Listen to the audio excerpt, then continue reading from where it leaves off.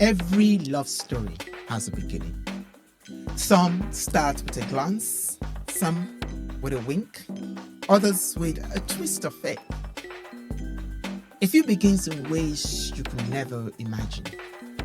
Welcome to How I Met Mine, the new podcast where real people share real stories that could be straight out of a fairy tale. The love, the laughter, the joy, and everything in between. Because, let's be honest, queer love stories don't always get the spotlight they deserve. We've had to find connections in unexpected places and situations. I am your host, Bisi Alimi, and I'm going to guide you through the soundtracks of love and connection. Welcome back to the last episode of How I Met Mine. For 10 weeks, you stood by us. You've watched us on YouTube, on Spotify. You followed us on Instagram. You shared, you commented, you expressed your opinion. Many of you were really opinionated about that. And we really appreciate all the love that you've shown to us.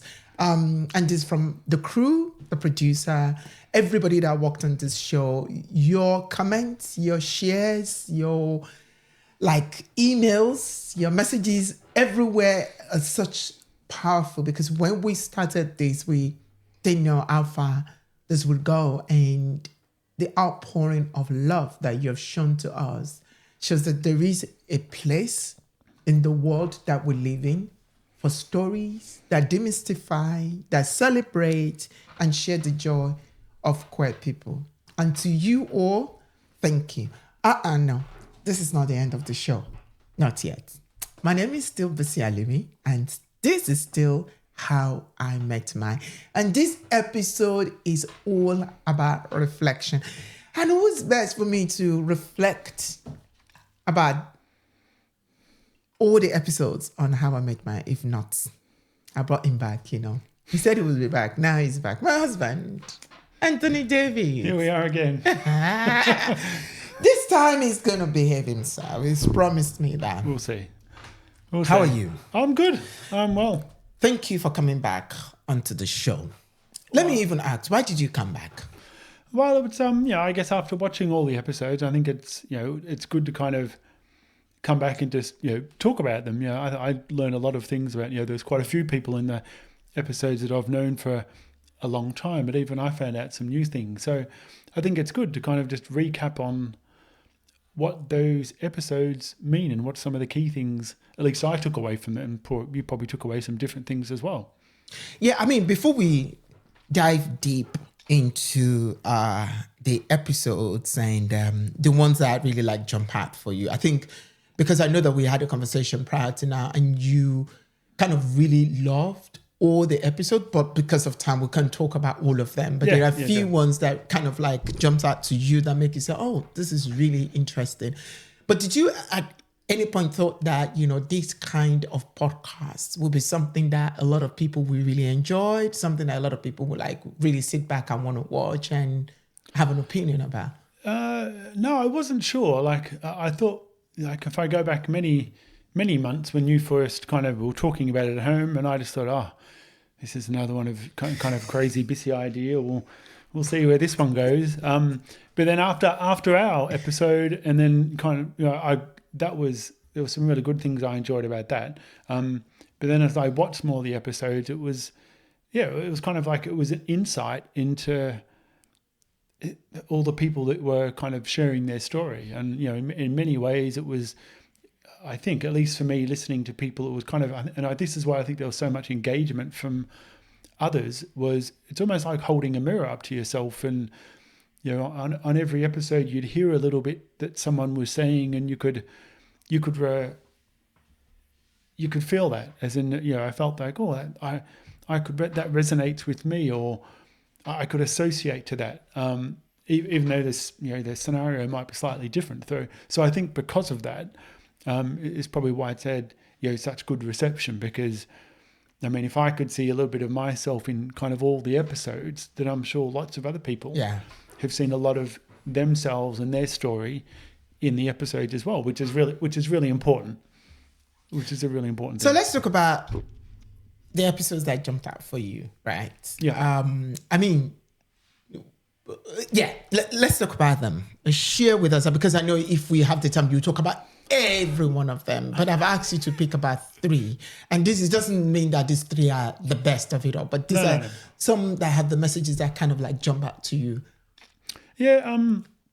So I think the 3 that kind of, and I agree, they were all exceptionally good. Like I enjoyed watching them all, but probably the 3 that stood out the most for me was Annette and Malik, who I've known for many years, and again, I know the dynamic of their relationship, and I still remember the first time that we met Malik at an Italian restaurant in Soho many years ago, which was so that was super enjoyable.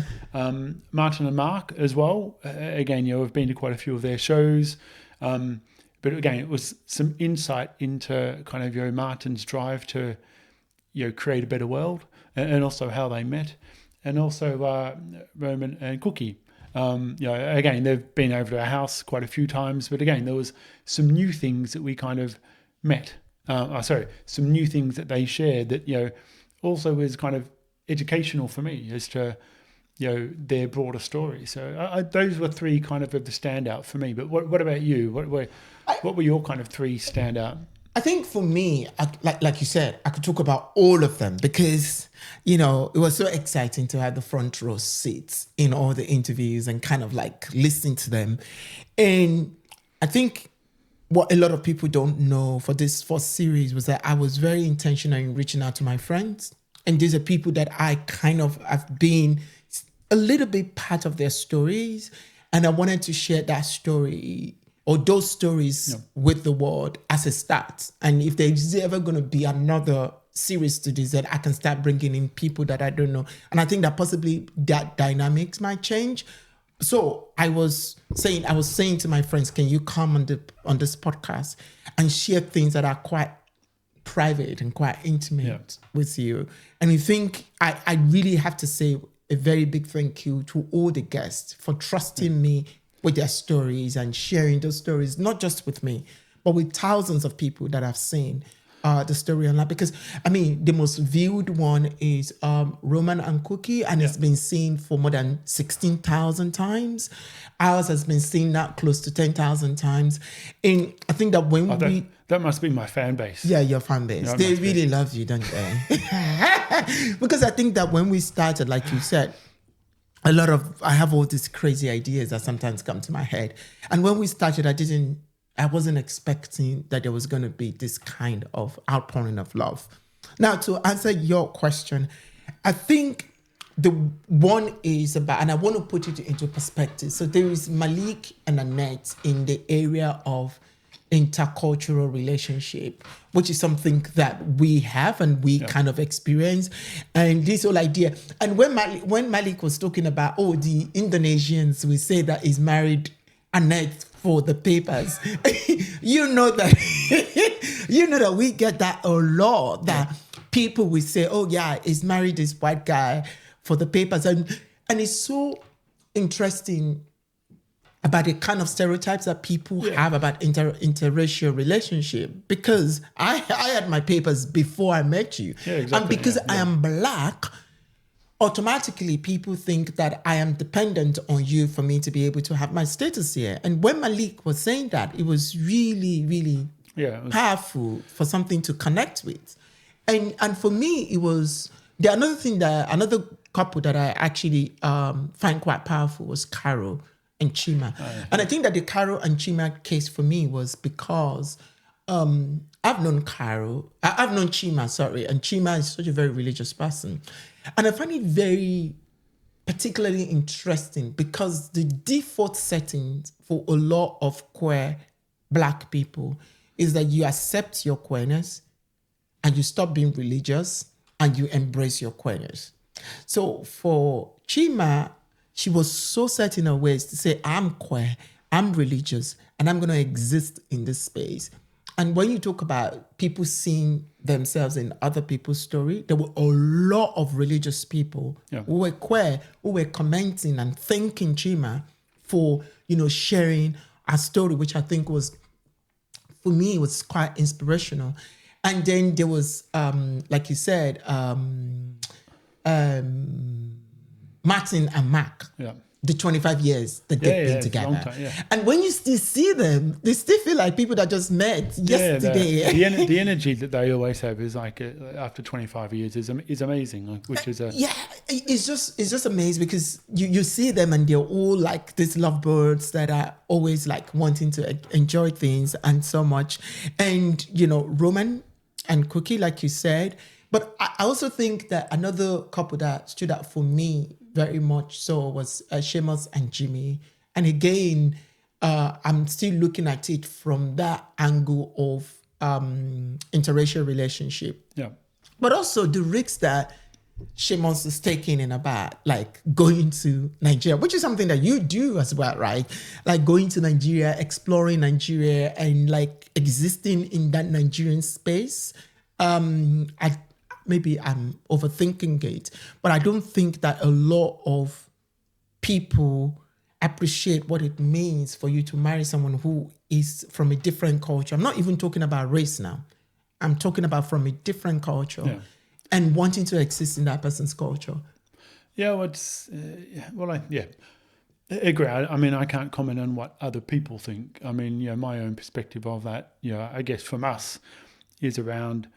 It's kind of the unknown, but being open to the unknown, whether it could be a cultural difference, or there were a number of people that you interviewed, Sarah, and you touched on about kind of deep religious kind of things that they were working through, even differences between the relationship, Ali, for example, and his partner. So it's about just being open to those things, and I guess people that maybe find themselves in that dynamic is they're open to new things. They're kind of wanting to experience new things. They're kind of not living on the edge, but kind of like they're wanting to kind of continue to develop and grow themselves. And the best way to do that is through immersion in another culture. And sometimes, as we've experienced in the past, sometimes that immersion can create conflict. Isn't the wrong word, but it can create tension. But I guess the strength of a relationship is in how do you work through that, and recognizing that it's not a bad thing. Sometimes a bit of tension is a good thing, but it means you need to have that open kind of communication and dialogue to kind of work through that. Because if you do have cultural differences, you don't always understand where the other person's coming from. I've definitely done that before. I know you've done that before, just between our kind of cultural differences. Yeah. I mean, I remember when we first dating and we were living together, and I would be on the phone, and you're still always on the phone. So, that's not the point. Was this meant to be a development point, or that's not? Thank you very much. That's not what I'm saying. But what I was trying to say is that I would be on the phone and I would be talking, and after that you said, "Oh, is everything okay? Are you fighting?" And I was like, "No, we're actually cracking a joke." I'm saying, "Oh my God, why would you talk like that?" And it took you a long time to understand that, that was just us having fun on the phone and not fighting. Yeah. And let's be clear, like, I still haven't fully appreciated that, right? I mean, you don't ask the question anymore now. No, so now that you understand, like, yeah. Now it's like white noise, or maybe it's more dark noise when you're kind of talking. It's just... But you said something very interesting about Ali and Adam as well, because it's not just about the tension between two people, it's also about the tension between two culture and, a Jew and a Muslim being in a relationship. And when Ali talked about his mother initially pushing back and then, being part of their life, I felt that at my core. Because I could relate. That was my mom. That was what was going on in my life. Yeah. And how everything, I've turned around and everything is going on and it's fine now. I would say, we talk almost every day. And this is someone that I didn't even have that opportunity and that privilege. Yeah. And even I remember when I was listening and watching Adam, or watching that discussion and Adam, and he was talking about who was struggling with that, being Jewish and being gay, and then ultimately he got to the realization, well, you don't need to be one or the other. You can be both, even if there's not a lot of representation out there in the media and things like that. So I mean, that was again, for me, it was a kind of like someone who's not highly religious in any way, shape, or form. And I think, upon listening to all the stories that everyone shared, I was quite lucky in my upbringing and with my family and their acceptance. So again, there was also an element for me as we listened to those stories of how lucky I was going through that. And even, we kind of touched on this a little bit earlier, and I did say this was a topic we weren't kind of not to bring up because it's quite raw.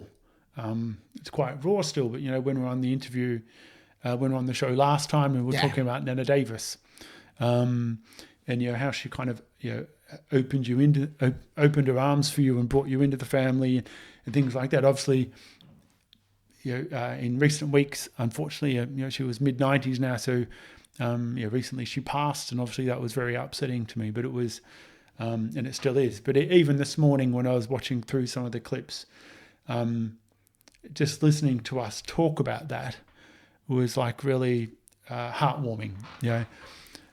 I wouldn't say I broke down or anything like that, but it definitely did bring a tear to my eyes, even this morning, in terms of how lucky I am with my family and with my grandparents being so accepting of you.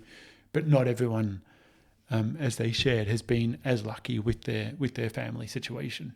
And I think that it's also very important for us to be appreciative of that, but also be in the awareness of the fact that, and I know that a lot of people are watching and they will say, oh, why is my life not like someone else's life? Why is my story not like someone else's story? Why is my journey not like someone else's journey? And I think that it's very important for people to understand that we will arrive at our destination, whatever that destination is, whether it's in love, whether it's in profession, whether it's in whatever way, traveling our own journey, because that's the only way we create our own story. Because if someone had told me that I would reconnect with my family, I wouldn't believe it. I wouldn't believe it for the life of me, because at one point I felt I was over and I'm done. I'm done trying. I'm done trying to catch up. I'm done trying to.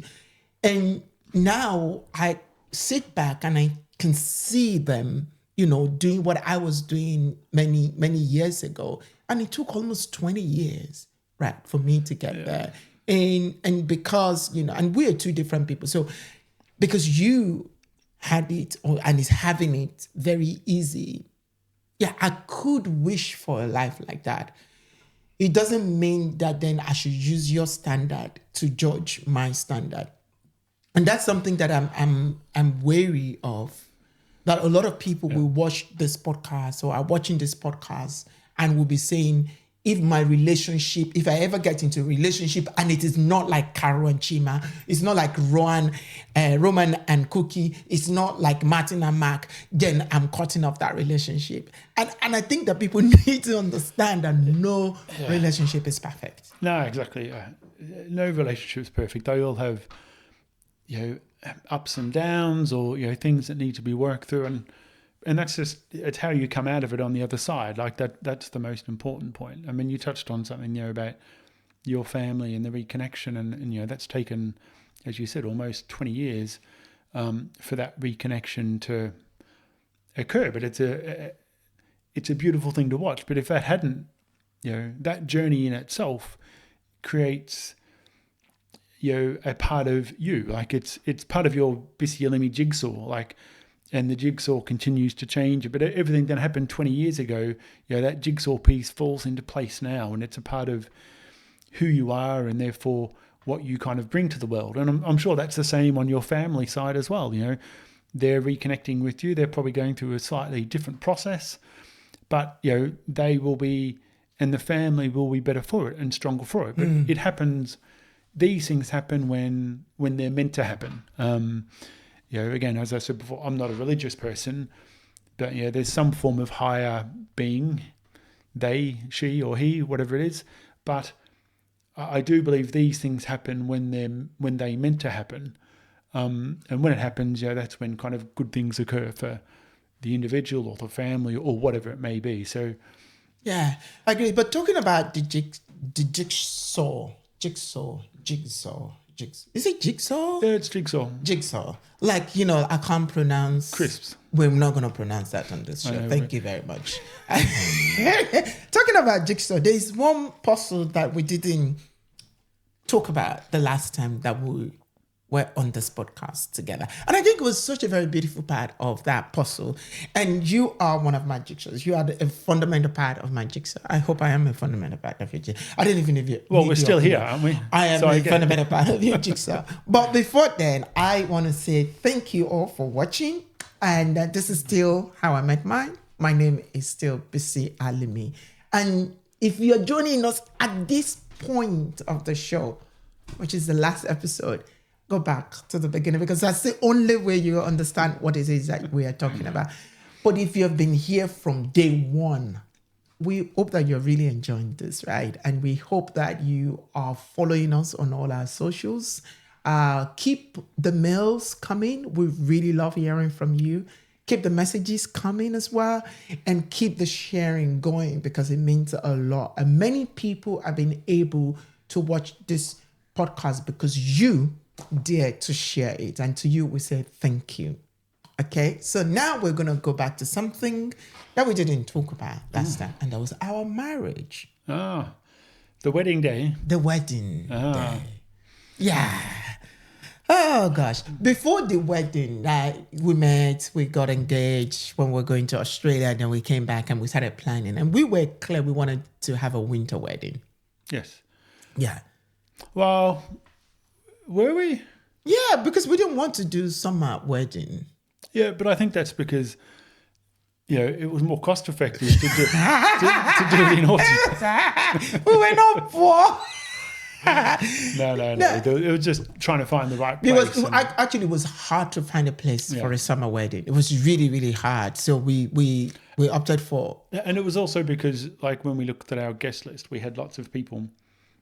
from coming in from different places. From memory, there was about people coming from about 14 different countries. Friends and family from across the globe. So it was also having a summer wedding. Flights are more expensive and things like that at that point of time. So hence that's one of the reasons also why we decided November. And I have a friend who's late now, Jonathan Cooper. Oh, yes. It's so close to my heart. And everyone still remembers Jonathan's purple suit at the wedding. Exactly. And Jonathan kept telling everybody how that was the best wedding of his life.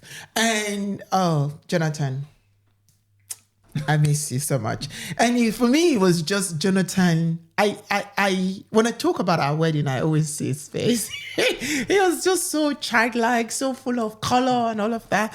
And it was a 3-day wedding.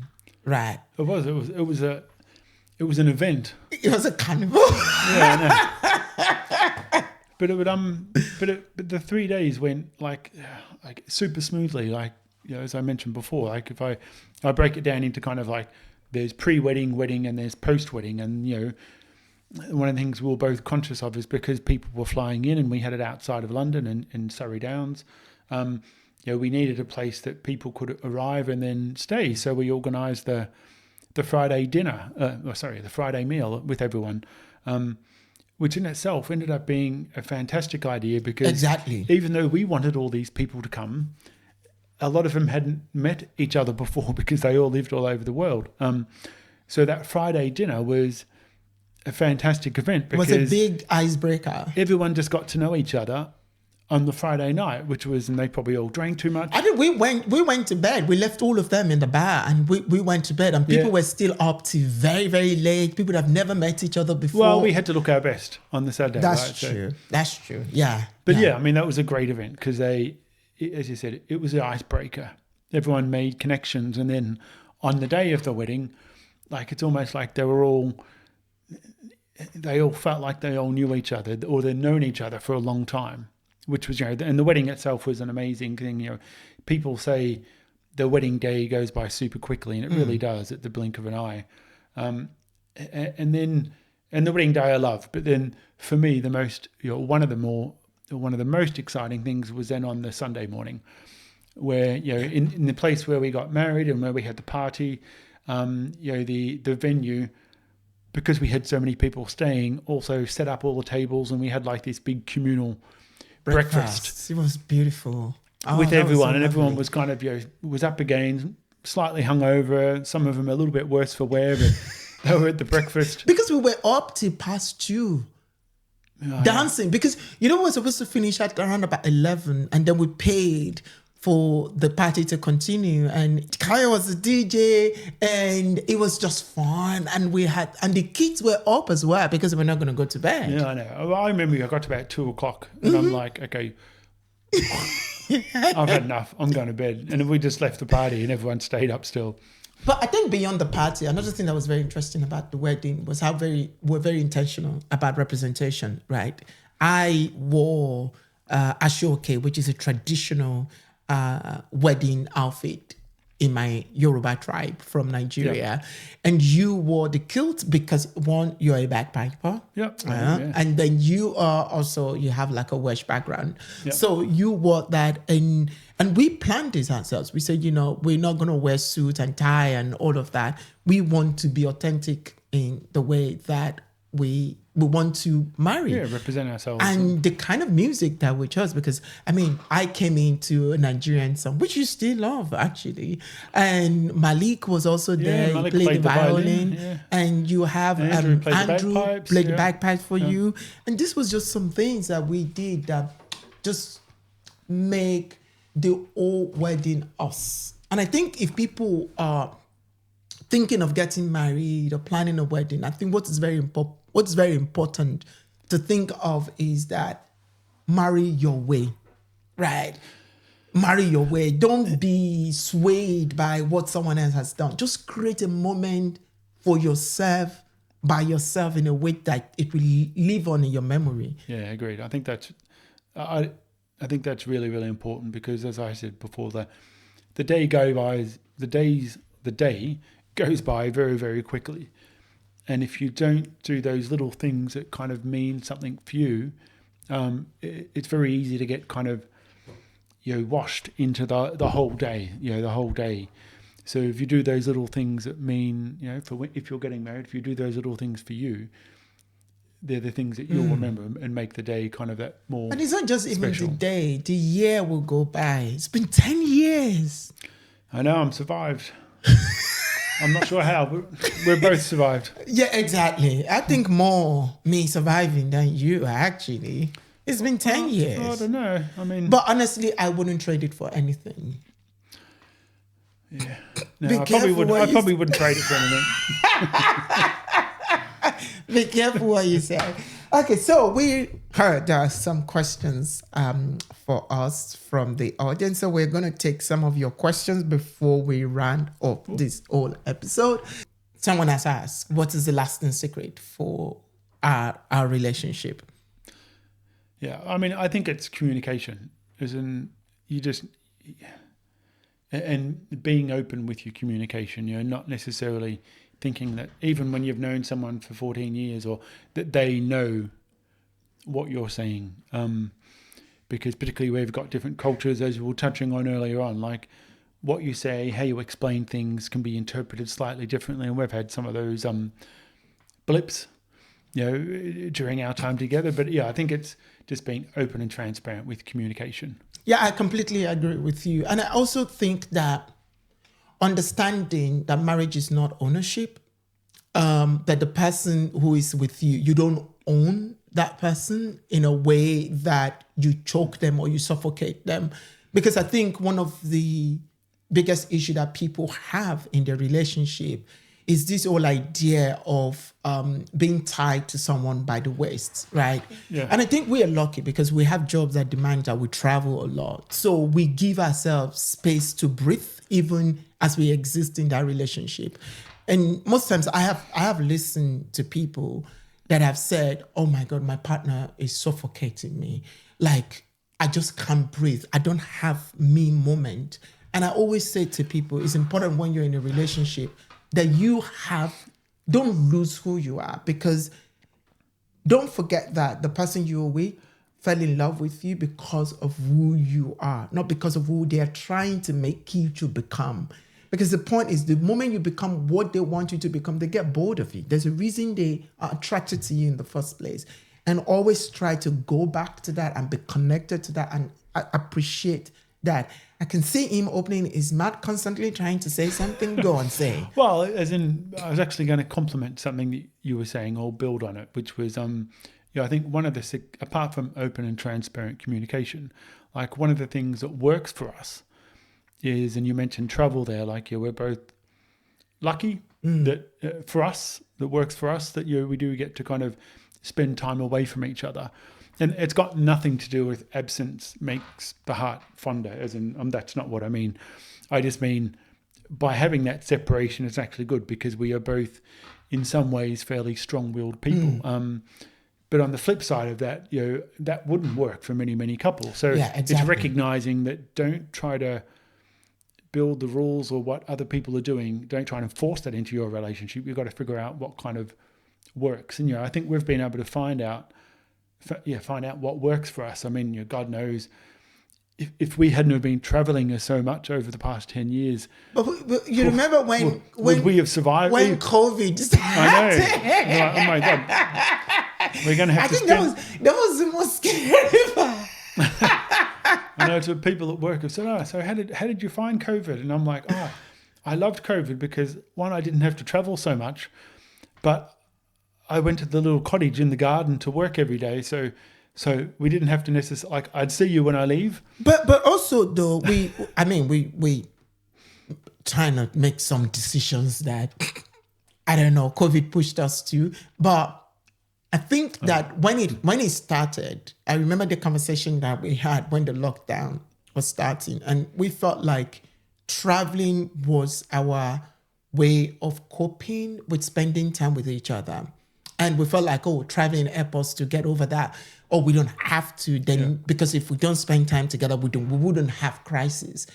And then suddenly, there was this lockdown that was like, and we were in the kitchen. I was, oh my God, I hope we're not gonna have a divorce at the end of this. And it was, for me, and I know for you as well, became the most exciting part of our relationship. We bought the house at that time. We got an additional dog at that time. And we almost adopted a child. Yeah.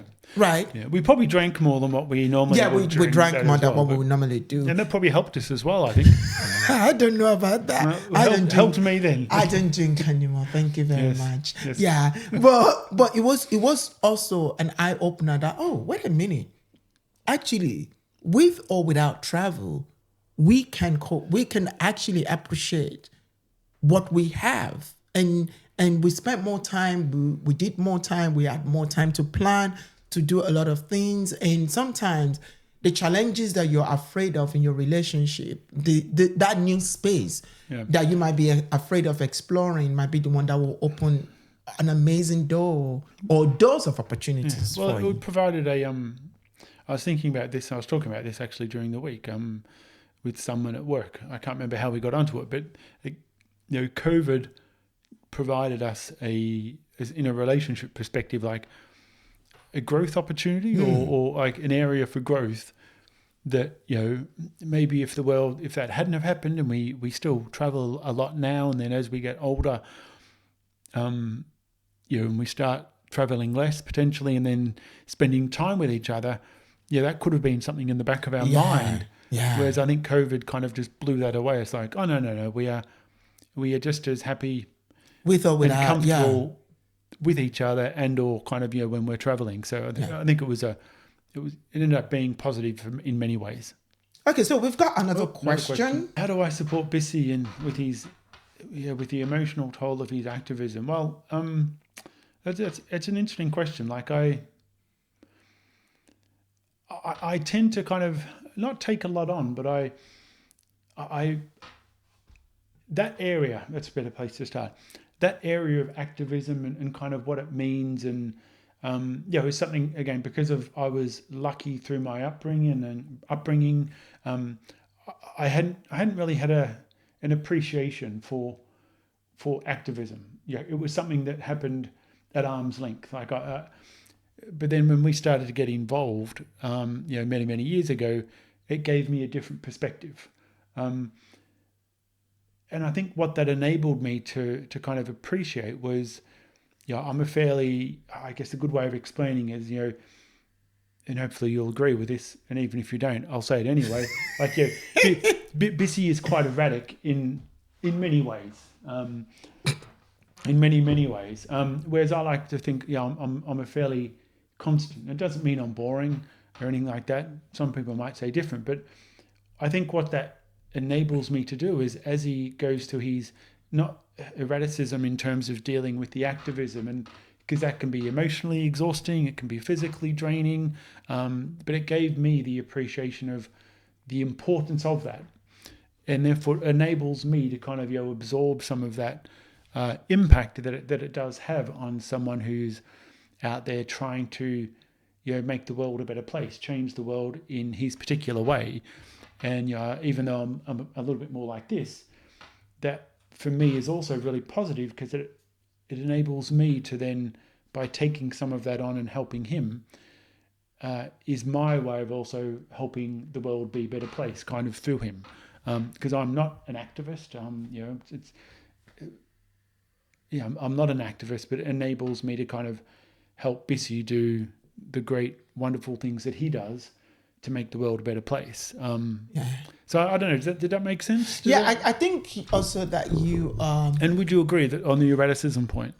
Well, because I won't disagree with you, depending on what you're trying to say. No, I'm not going to disagree with you, but I think that you are underselling the support that you have given me for the past 12 years we've been together.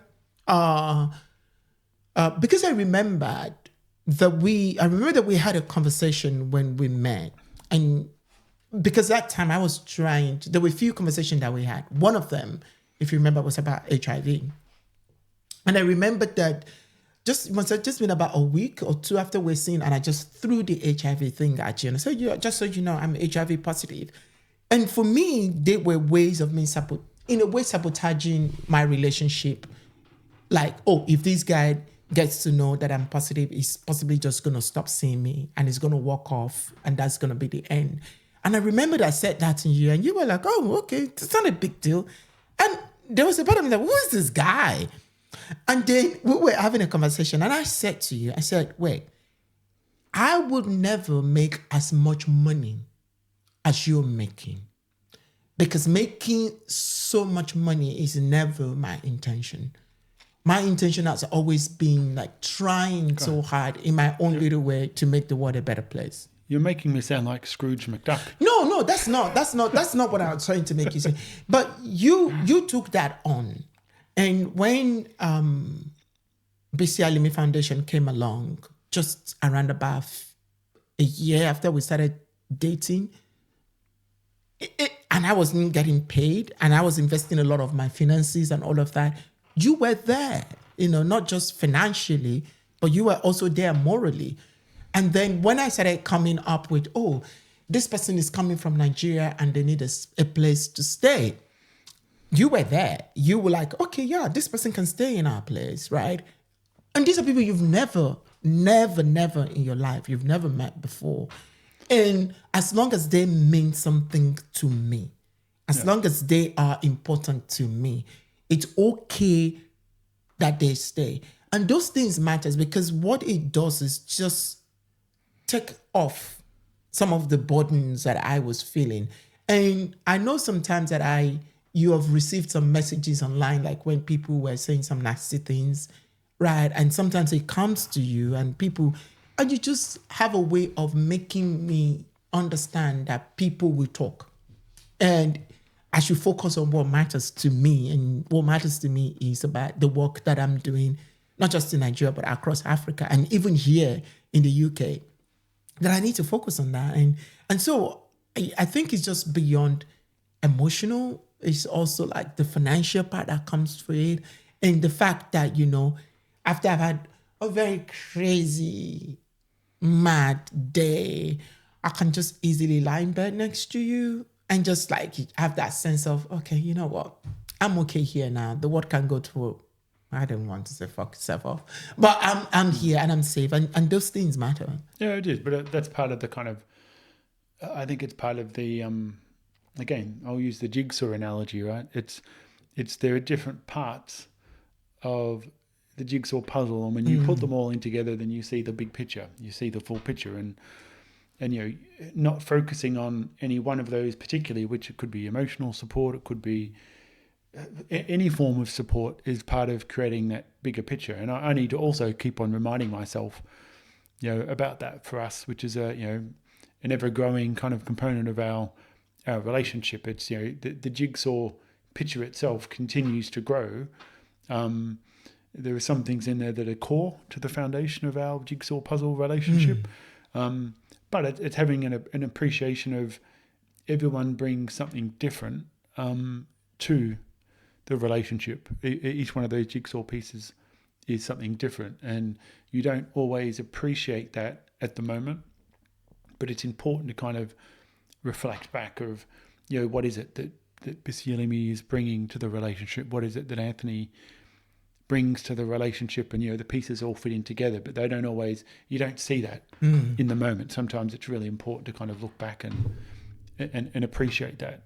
And it helps now that you're drinking non-alcoholic red wine, so we can enjoy a drink together. Did you have to bring that up? Before we go to bed, which is even better. Well, talking about the bigger picture, thank you for being part of that bigger picture. Thank you so much. Thank you, my love. Thank you. Thank you, my love. Thank you so much. I really appreciate you being here all the time. And when I asked for this podcast, you're still here, and that's part of the support. And thank you also for watching. Thank you for being part of this. Thank you for sharing. Thank you for loving us.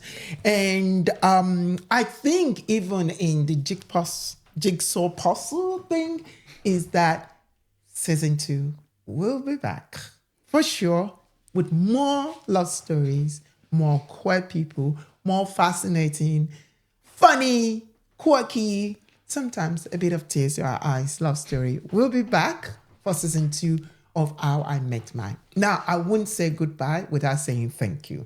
I want to thank my producer, Lanre Njoku, for being such an amazing human being that bought into this idea at the moment that I shared it with her. Thank you, Lanre. I want to say thank you to Emmanuel Eresaba, who also had worked with me as my manager for a very long time, and I've always been there. And to my other team, Obinna, Tony, and Kelvin, thank you guys for always giving me the opportunity to thrive, to survive, and to be who I am today.